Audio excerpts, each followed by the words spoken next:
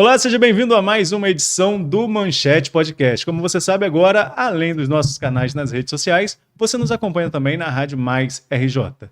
E no programa de hoje eu recebo aqui para um bate-papo o presidente do IMTT, o ex-vereador Álvaro Oliveira, quem desde já agradeço pela participação. Obrigado, Álvaro. Boa tarde, Arnaldo. Boa tarde a todos que nos ouvem e assistem. Eu que agradeço a você. Estou à disposição. Álvaro, IMTT, qual dos dois T's tem dado mais dor de cabeça aí? Transporte ou trânsito? Todos dão dor de cabeça, mas quando a gente vem para a vida pública e aceita essa missão, eu acho que faz parte. Dá muito trabalho, mas a gente tem que continuar trabalhando para tentar resolver os problemas e não criar mais problemas. Então vamos falar de cada um separadamente agora. Vamos começar com o transporte público. O prefeito Vladimir, reeleito com uma votação expressiva, uma aprovação popular altíssima, mas sempre disse que o calcanhar de Aquiles do seu governo era o transporte público. Passaram 4 anos, veio a expectativa aí de um empréstimo via PAC para tentar solucionar pelo menos a questão da frota, isso não avançou. Qual o panorama hoje para quem utiliza o transporte público? O que esperar para os próximos anos na gestão do MTT? Eu digo que isso não é só intenção do prefeito. Eu, como não só gestor, mas como pessoa também e usuário, minha vontade é ter um transporte de qualidade para todos nós no município. E eu tive a oportunidade de acompanhar um prefeito há 3 semanas ou 2 semanas atrás, no Banco do Brasil. Nós estamos percorrendo instituições, buscando condições vantajosas para a renovação da nossa frota, que é uma intenção de governo, é uma intenção do Instituto, que a nossa frota seja reformada ou renovada. Mas isso é apenas um detalhe, renovação da frota. Nós temos que pensar o transporte como um todo. Agora, com relação a esses recursos do PAC, o que de fato aconteceu? Por que não foi efetivado esse empréstimo? O PAC inicialmente era com o BNDES. Nós participamos de um concurso de projetos, ganhamos e efetivamente, após a gente receber a notícia que nós poderíamos acessar o empréstimo, esse empréstimo foi para a Caixa Econômica. A Caixa Econômica, as condições eram muito desvantajosas, tanto para os permissionários, concessionários, quanto para o município. O tempo de carência era pequeno. Além do mais, quando você acessasse, comprasse o ônibus e ele efetivamente entrasse na sua garagem, você começaria a pagar o financiamento. Então, esse tempo de carência praticamente não existia. E os juros eram muito altos também. Agora, eu li em alguns lugares como se fosse a solução, esse novo empréstimo que estão sendo tentado com o Banco do Brasil. Conversava até com você aqui antes da gente começar a gravar, né? Falar que é a solução, acho... Não estou colocando na sua boca, estou falando que eu li em algum lugar. Dizer que é a solução, acho que é um pouco pretensioso até, né? Eu acho que soluciona a parte de transporte de qualidade, de ônibus e micro-ônibus novos. Eu falo micro-ônibus porque no nosso projeto não prevê van, mas prevê micro-ônibus para que as vans migrem para o micro-ônibus. Mas ele é parte do todo. Isso é uma parte do todo. Qualidade, ônibus novo e depois é exatamente fazer com que funcione todo o sistema que hoje não funciona da maneira que nós, cidadãos, gostaríamos. Falando no sistema, a gente falou de ônibus, micro-ônibus, temos também as vans, como você citou aí. E informações de hoje, né, que relatórios sobre bilhetagem de permissionários de vans apontam graves falhas, segundo o próprio MTT. A falta de pagamento acarretou paralisação de parte do setor nesta segunda-feira. Que inconsistências são essas em relação aos permissionários de vans, Álvaro? As inconsistências, vamos lá. Eles pararam 50% do que estava andando, passou a andar só na parte da manhã, 50% na parte da tarde. Mas, efetivamente, eu, Álvaro, e a entrevista pode ter sido minha, não tomo isso como um atraso, porque estavam os representantes do setor C na minha sala, na terça-feira, junto da advogada deles, e lá eu chamei para olhar o meu computador, que tinha acabado de chegar o relatório de bilhetagem da Rio-Car, naquele exato momento, terça-feira. Então, a partir daquele momento, a gente analisa o relatório, vê se existe algum tipo de inconsistência. Hoje nós temos um CCO funcionando. Nós temos servidores que se dedicam a olhar quem andou, quem não andou, se andou. Nós pegamos essas inconsistências, devolvemos para a Rio-Car para que ele reanalise e nos devolva. Nenhum cidadão ou qualquer gestor pode pagar ao seu bel prazer. Nós temos que ter controle. E hoje a gente tenta ter o controle para evitar qualquer tipo de coisa errada ou inconsistência, ou o que seja. Agora vamos falar sobre outra vertente dentro, para ver como que é complexo, né? A gente já falou de ônibus, já falou de micro-ônibus, já falou de van. faltam os terminais de integração. Em que pé estão esses terminais de integração? Você tem acompanhado? E como vai funcionar esse sistema de integração em campos, no seu ponto de vista? Porque a gente já ouviu falar lá atrás do governo Rafael, a gente até conversava sobre isso aqui anteriormente, sobre um modelo. Depois, Vladimir veio para acabar com os terminais de integração, e aí agora pensa em uma nova fórmula de terminal de integração, mas aí nós já estamos em quase 8 anos falando de um terminal de integração que não existe ainda, de fato, em Campos. O que esperar para os próximos anos em relação a essa vertente de terminal de integração? Vamos começar falando por este ano. Os terminais de integração estão sendo construídos. Creio que até o final de abril eles estão sendo entregues pela firma contratada, licitada, mas aí agora passa até a parte da prefeitura, mobiliário, maquinário, muro, algumas coisas que depende do município. E aí sim, começar a operacionalizar. Mas é a nossa intenção, como vai ser essa operacionalização? Já existe todo um desenho para as vans que funcionam no setor A, o setor B, o setor C, integrado com ônibus, que foi aquela,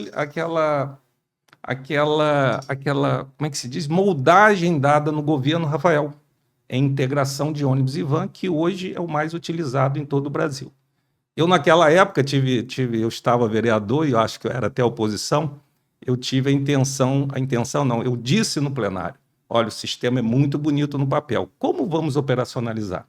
E aí tem dado já deu para trás nesse problema de não ter isso, não ter aquilo. Nós queremos agora construir de forma madura, ouvindo os permissionários, que são as vans, ouvindo os concessionários, ouvindo a sociedade.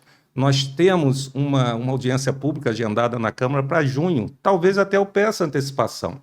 Eu quero ouvir a todos. Não achem que eu, presidente do MTT, tenho a solução, entrei hoje e amanhã solucionei o problema. Nós temos que construir como um todo, todos juntos, o transporte para todos nós. Vamos falar um pouquinho de trânsito, para falar de alguns questionamentos também que o MTT passou recentemente. Foi até capa de jornal impresso de circulação aqui na cidade, que é a Folha da Manhã, em relação a um carro com adesivo a serviço do IMTT que estava estacionado numa vaga para pessoa com deficiência. Até conversava isso com você aqui nos bastidores, que é claro que isso é o calor do momento, devido às fiscalizações que têm sendo feitas, aquele vídeo que surgiu da remoção de um carro de um idoso na vaga de idoso e gerou aquela confusão que até o próprio prefeito se posicionou à época. Tudo isso gera uma comoção e quando vê um carro do MTT, aquilo vira notícia de forma imediata. Qual o posicionamento do MTT hoje em relação a esse fato? Hoje, ontem e sempre, o MTT não compactua com nenhum tipo de desvio. Deixo isso muito claro, quem trabalha comigo sabe como é que eu trabalho. Mas, efetivamente, esse carro aí foi um descuido da imprensa. Esse carro não pertence ao MTT. Eu tenho uma nota até ali para você, da empresa contratada, dizendo que esse carro é de uso exclusivo da empresa contratada. O antigo gestor possivelmente pode ter autorizado botar esse plástico. Eu desautorizo, como desautorizei. Mas, se o carro fosse do MTT, da Guarda, do município, do governo federal, da Câmara dos Deputados, não dá a ele, fora as prerrogativas legais, nenhum direito de fazer nada errado. Em relação ao trânsito de Campos, algumas mudanças vêm acontecendo dentro da gestão Vladimir. Acho que a mais impactante, e aí como usuário, que a gente fala que todos nós somos usuários do serviço de transporte e trânsito, porque se não estamos no ônibus, estamos no carro, ou somos pedestres, somos ciclistas, que são muitos aqui em Campos também. Acho que o mais impactante é essa malha de ciclovias pela cidade.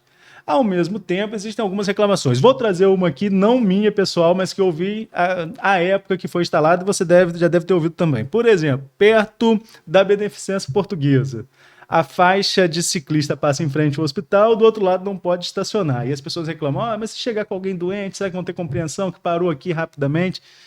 Tem que ter bom senso na hora de uma abordagem, por exemplo, local estratégico como esse, perto de hospital, que tem ciclofaixa em frente, mas às vezes alguém chega com emergência e para ali rapidamente e pode ser multado?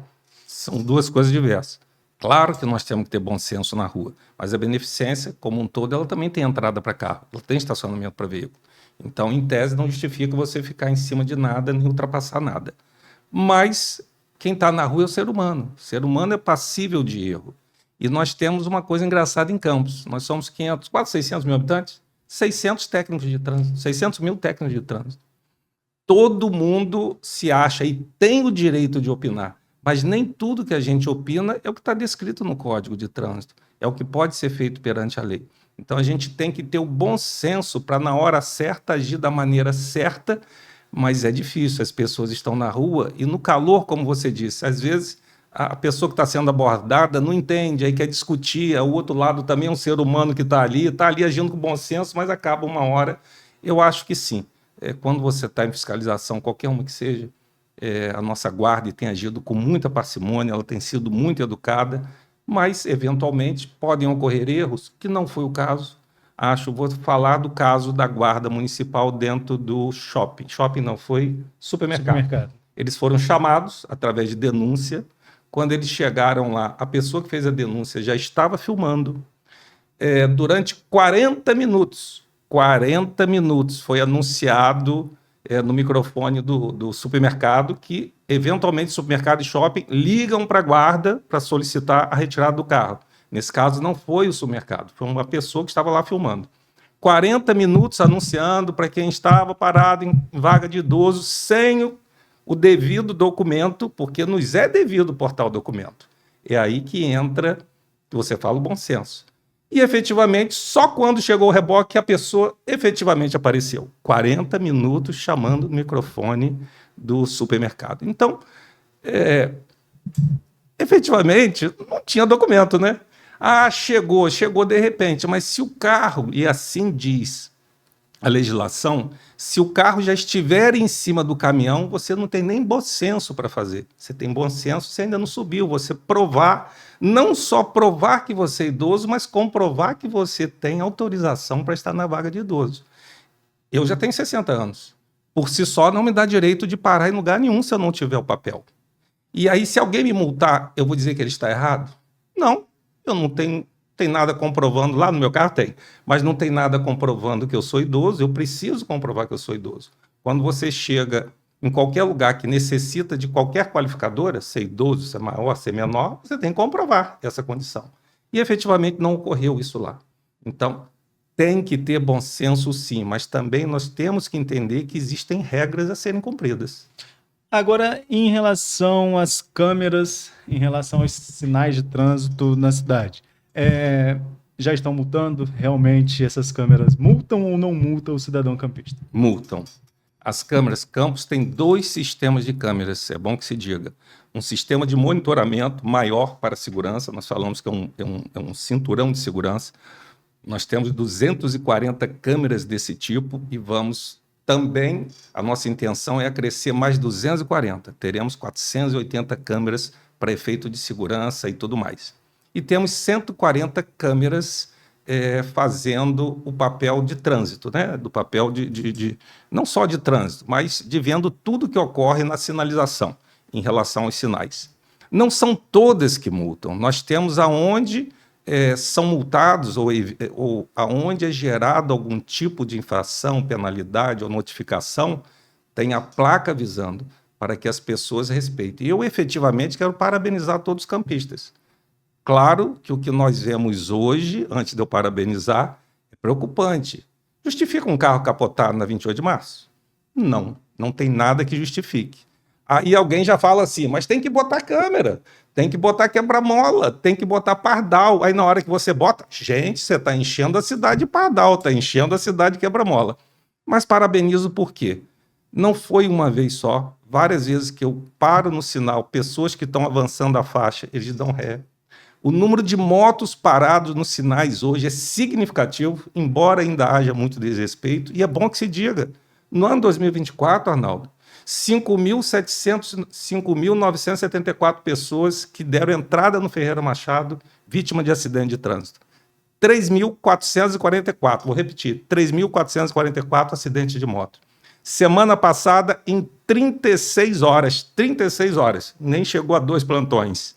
Foram 22 pessoas internadas com acidente de moto. É preocupante. Então a gente fala assim, mas colocou o sinal, colocou isso. Isso é uma forma de educar a nossa população.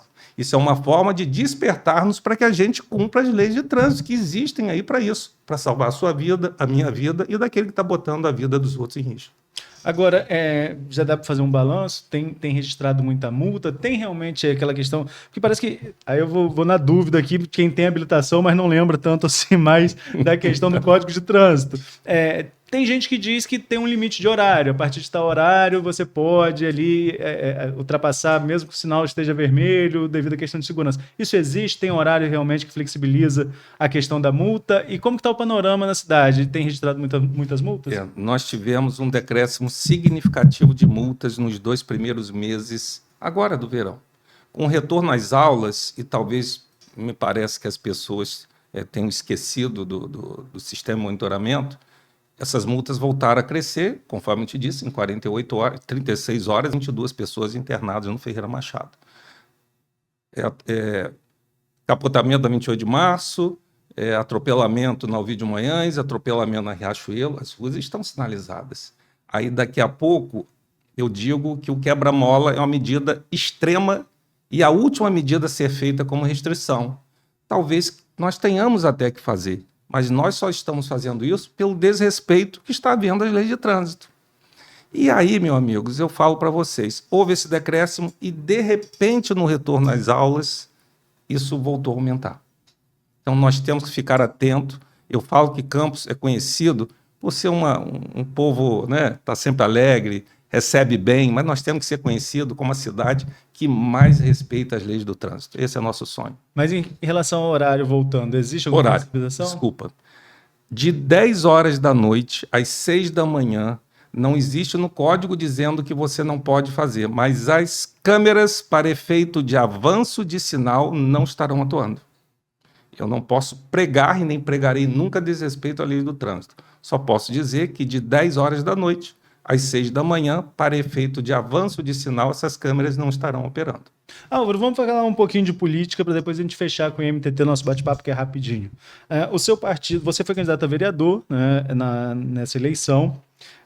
O seu partido, Republicanos, os 2 primeiros colocados, eu diria, que tiveram uma votação aquém do esperado, eles eram apontados ali como super candidatos, possíveis nomes na briga para ser os mais votados. Você teve uma votação expressiva, mais de 3.300 votos, mas ficou novamente como primeiro suplente agora da legenda do Republicanos. Para você, qual o saldo dessa eleição e sua perspectiva? Quer voltar à Câmara em algum momento? Algum desejo seu nesse sentido, nessa legislatura?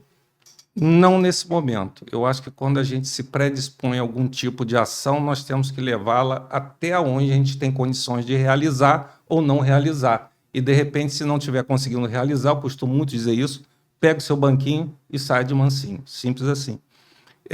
Eu avalio que eu tive uma derrota eleitoral, mas uma vitória política. Quando o partido, nós fomos convidados para o partido, a previsão é de que se fizesse 3.000 votos com essa votação, como você disse, esperada histórica dos 2 que estavam à minha frente, que ficaram à minha frente, 3.000 votos eu estaria dentro pelas contas que fizeram. Fiz 3.318 e fiquei fora. Mas foi um crescimento, eu somei minhas 2 últimas votações.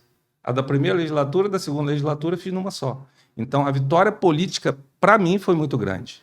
Derrota eleitoral, porque eu não fui eleito, e, efetivamente, se eu voltar à Câmara esse mandato, eu vou até cantar a música do Fantástico, que foi 3 vezes. E em relação ao prefeito Vladimir, como eu disse lá no começo do nosso bate-papo, foi uma vitória expressiva, né? Quase 70% dos votos válidos, sai muito bem dessa eleição e há quem o projete dentro do cenário para 2026. Qual é a sua leitura? 2026. Eu creio que passa qualquer cenário que se apresentar aí, muitos estão se apresentando, passa por uma conversa com o nosso prefeito. Eu não tenho dúvida disso. Não estou dizendo que ele vai ser candidato a isso ou aquilo, ou se vai ser candidato.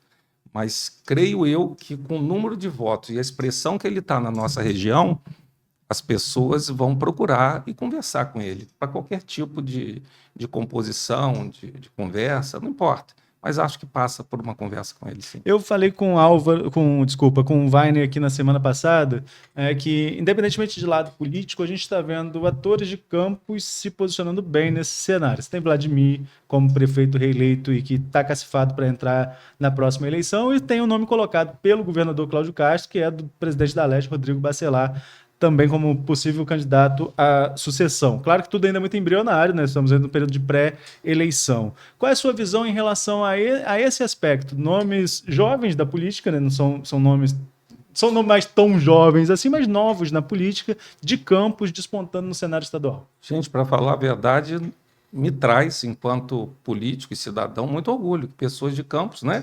Colegas nossos de campos, eu falo colegas como pai da sociedade, amigos nossos estejam se projetando de tal forma. Rodrigo hoje é inegável a projeção que ele tem no Estado. É unanimidade na Câmara dos Deputados. E por aí vai. Como o Vladimir também tem crescido e a tendência é crescer muito mais. Tanto por ele, que se mostrou, né, um excelente administrador, se mostrou um excelente político, mas também traz o capital político do nome da família, que já foi governador por 2 mandatos nesse estado. E eu acho que tem que vir mais gente de Campos, despontar aí. Nós queremos é que essas pessoas de Campos, que seja Vladimir, que seja Rodrigo, e os dois juntos, possam trazer o melhor para Campos. O melhor. E aí deixar de lado um pouquinho aquela, vou puxar sua orelha, vou pisar no seu dedo. Amigos, nós dois, vocês dois, quer dizer, não é nós dois, vocês dois são de Campos. Vocês têm que pensar no bem maior que é a população, sua família, nossas famílias, de todos que aqui vivem. E como você é político, eu também não posso deixar de perguntar, você tem alguma pretensão para 26? Na minha cabeça hoje, o meu foco é o IMTT. Meu foco, eu disse, não sei se disse aqui, mas numa conversa com você eu disse, eu tenho um sonho também, enquanto cidadão, de trazer e fazer com que Campos tenha um transporte. Falam assim, não sei se você consegue. Eu estou falando que eu tenho a intenção de fazer. E eu trabalho para fazer. Se vou conseguir ou não, o futuro a Deus pertence. Mas vou trabalhar muito para que Campos tenha um transporte de qualidade. Dá para a gente falar, para a gente fechar nosso bate-papo, então, de um grande projeto. Qual seria o grande projeto específico do Álvaro à frente do IMTT?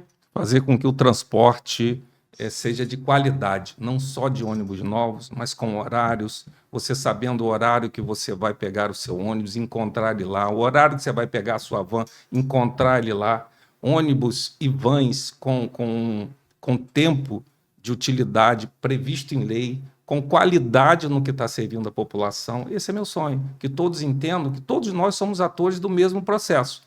A minha parte é a gestão, mas a sua parte é a execução. E tem que executar bem, porque o maior envolvido é a população. Álvaro, mais uma vez quero agradecer demais a você pela participação, pedir desculpa pelo nosso atraso aqui na gravação e deixar o convite aberto para uma próxima oportunidade. Disposição que você precisar, eu digo, já falei isso com o Vini, eu estou à disposição de todos. Eu não tenho assim, reportagem para mim é reportagem. E acho que todos têm o direito de entender e saber o que está sendo feito na nossa cidade. Não escondo informação, não... Bom, eu estou aqui para trabalhar para todos. Estou aqui e agradeço a você a oportunidade. Álvaro, obrigado. E a você que nos acompanhou até aqui, fique ligado também nas nossas redes sociais e acompanhe a Rádio Mais RJ. Até a próxima.